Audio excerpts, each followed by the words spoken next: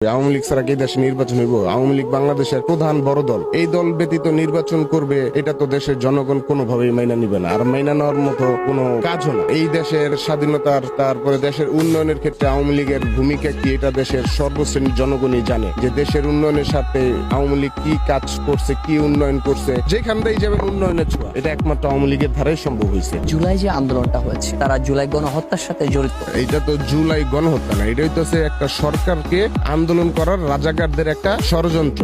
মুক্তিযোদ্ধার গলায় বর্তমানে জুতার মালা, আর রাজাকারদের গলায় ফুলের মালা। মুক্তিযুদ্ধই দেশ স্বাধীন করছে, মুক্তিযোদ্ধারা ৭১-এর চেতনা তারা এইটাকে মুছা দিতে চাইতেছে। তো এইটা তো আমরা এই বাংলাদেশ আমরা চাই না। আমরা চাই বাংলাদেশ মুক্তিযোদ্ধার স্বাধীনতার সপক্ষের শক্তির হাতে দেশ পরিচালনা হোক। আমরা চাই না কোনো রাজাকার হাতে পরিচালিত হোক। এই রাজাকাররাই বাংলাদেশটাকে একটা সরকারকে পতনের জন্য অনেক বছর যাবত চক্রান্ত করে, এবং তারা কিছু অসাধু সরকারি কর্মচারী কর্মকর্তাদের মাধ্যমে তারা সফল হয়েছে। তো এই সফল বেশি দিন থাকবে না ইনশাল্লাহ। বাংলাদেশের জনগণের সুদিন বিজয় সুনিশ্চিত। অল্প কিছুদিনের মধ্যে জনগণ দেখতে পারবে দেশে। আগে